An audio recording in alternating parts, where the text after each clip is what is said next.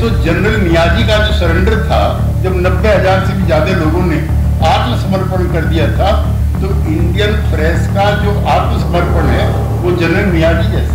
परसों मेवात में 2 लड़के नहीं मरे, इंडियन कॉन्स्टिट्यूशन मरा, महात्मा गांधी की हत्या हुई। गांधी जी के कहने पर ही मौलाना अब्दुल कलाम आजाद ने लौटने के लिए जब फरियाद की थी, तो बागा बॉर्डर से लाखों मुसलमान लौट करके आ गए थे कि इस मुल्क में वो आजादी के साथ रहेंगे और कोई भेदभाव नहीं।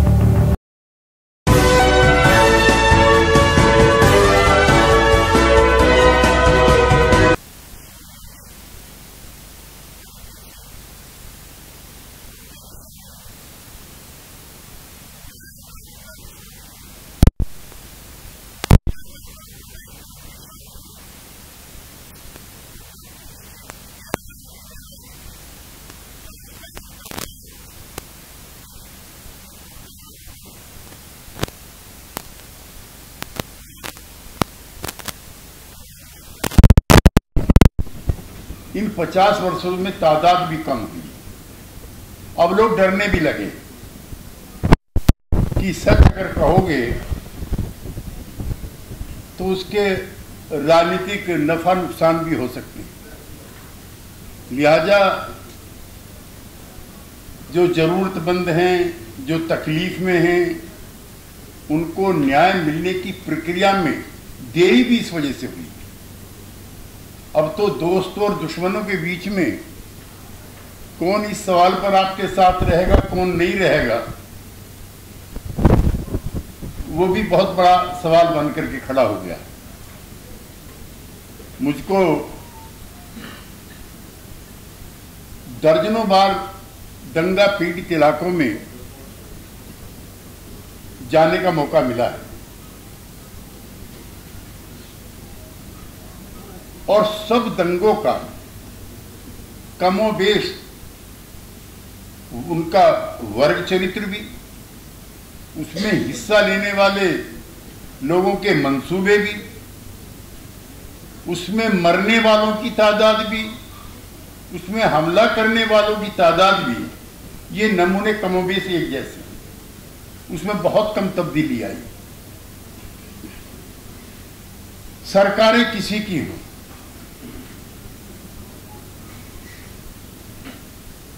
उसमें शब्दावली के फर्क जरूर रहते हैं, लेकिन मरने वालों की पहचान पर कोई फर्क नहीं पड़ता। मुझको याद है, मैं गाजियाबाद से लोकसभा का भी सांसद रहा हूं और मेरे बाजू में मुरादाबाद जिला है। उस समय अमरोहा जिला नहीं बना था, ईद का दिन था और ईदगाह भरा हुआ था।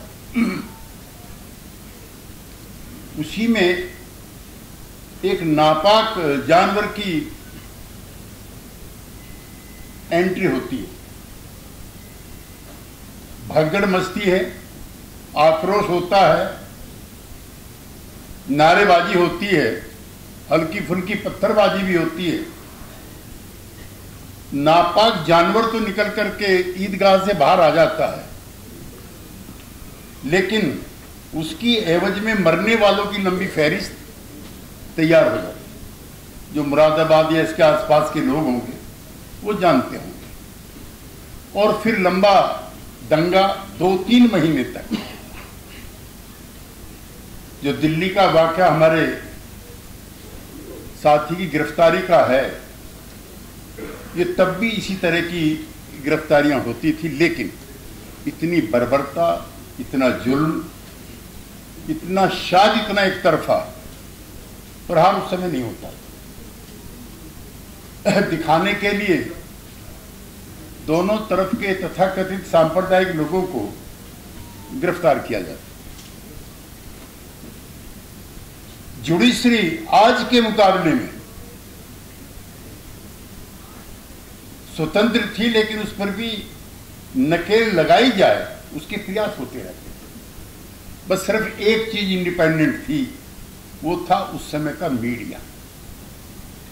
जहां आप बैठे हैं, यहां से कुलदीप नैयर जी बड़े प्रसिद्ध पत्रकार थे, जब 25 जून 1975 को आपातकाल लगता है, और आपातकाल आज के जैसा नहीं, मैं अपने मित्रों से असहमति रखता हूं। प्रेस ज्यादा खुल करके सत्ता प्रतिष्ठानों के खिलाफ हो गई है, सरकार के खिलाफ हो गई है, स्टेट के खिलाफ हो गई है, इसलिए इस पर लगाम लगानी जरूरी है। तब ये दौर था। आज तो प्रेस को हम लोग ऐसा भी नहीं कह सकते कि प्रेस गुलाम होगी, नहीं। ये तो जनरल नियाजी का जो सरेंडर था इंडो पाक वार में बगैर लड़े, जब 90,000 से भी ज्यादा लोगों ने आत्मसमर्पण कर दिया था, तो इंडियन प्रेस का जो आत्मसमर्पण है वो जनरल नियाजी जैसा, बगैर लड़े। उस समय यहां से कोई 250 के करीब पत्रकार निकले थे आपातकाल के दौरान, और उसमें राजेंद्र सच्चर भी थे, जिनके पिताश्री संयुक्त पंजाब के पहले मुख्यमंत्री थे। कई लोगों ने गिरफ्तारी दी। अब तो कोई ये भी नहीं कहता कि प्रेस की आजादी के लिए कुछ करना भी है। तब में हमें ये फर्क है। उसे कई समाचार पत्रों के संपादक थे, उस समय जयप्रकाश जी के आंदोलन का भी दौर चल रहा था, और बढ़ चढ़ करके लिखते थे। जैसे कांड और जैसे घटनाक्रम आज हो रहे हैं, अगर 74-75 में हो गए होते तो शायद समाचार पत्र वाले ही क्रांति कर दिए होते। और ऊपर वाले का लाख लाख शुक्र है कि ये सामने टेलीविजन वाले पत्रकार नहीं थे, क्योंकि जितनी खराबी इस दौर में इनके जरिए हुई है। एक पंडित जी बैठाए गए हैं, एक मौलवी बैठाया गया है। अब शाम को 5 बजे मुकाबला, उसके नाम भी ऐसे ऐसे हैं कि जैसे वो दो लोगों के बीच में नहीं, जैसे दो कम्युनिटीज के बीच में मुकाबला होना है, और शुरू हो जाता है। और मेरी जानकारी में है कि वो पेड लोग बैठते हैं वहां पर, उन्हें पैसे दिए जाते हैं। एक बार तो मुझे बहुत ताज्जुब हुआ कि पाकिस्तान के एक पत्रकार को जब गाली पड़ रही थी तो मैं ताज्जुब में था कि क्यों वो अपने मुल्क में बैठा हुआ बेवजह गाली खा रहा है। तो उसका डॉलर जो है, उसका पेमेंट डॉलर में हुआ। ये तब ऐसा नहीं था। एक से एक बड़े पत्रकार थे, लिखते थे खूब, और जो पत्रकार जितना हुकूमत के खिलाफ लिखता था, समाज में उसकी उतनी ही ज्यादा इज्जत होती थी।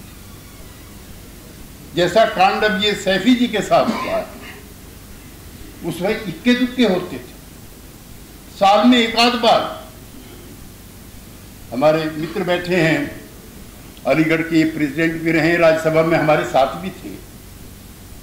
अगर कोई नौजवान नेता गलती से गिरफ्तारी में आ गया, कैंपस में शांति नहीं होती थी, महीनों महीनों कैंपस बंद रहते थे। खबरदार अगर पुलिस घुस जाए कैंपस में।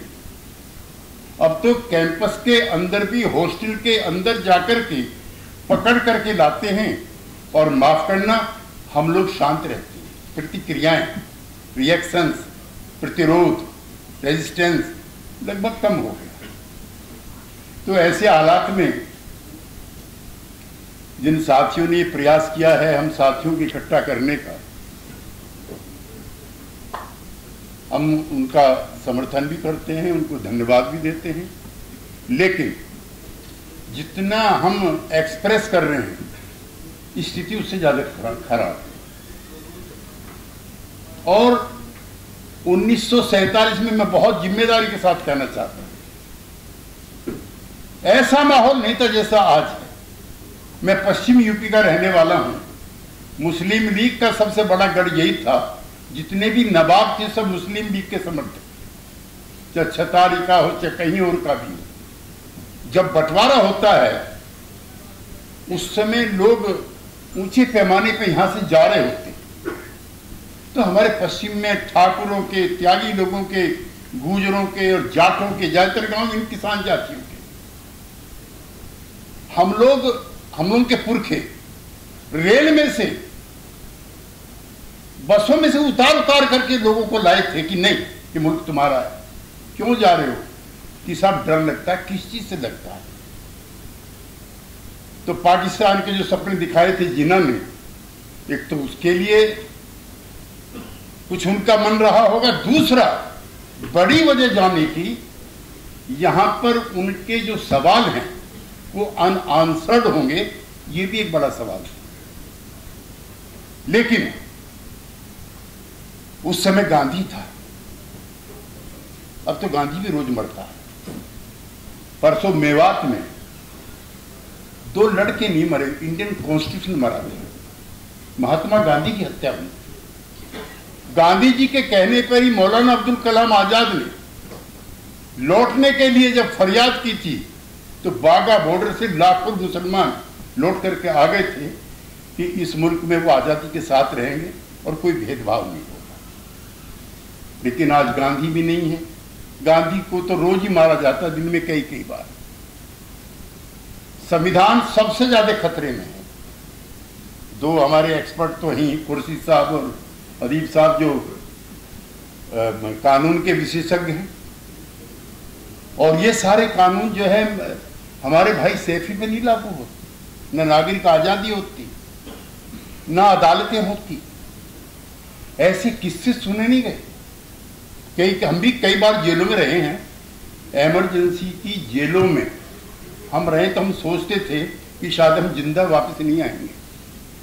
लेकिन आपके लिए खुशखबरी है कि हमारे जेल से आने के बाद सबके वजन बढ़े हुए थे।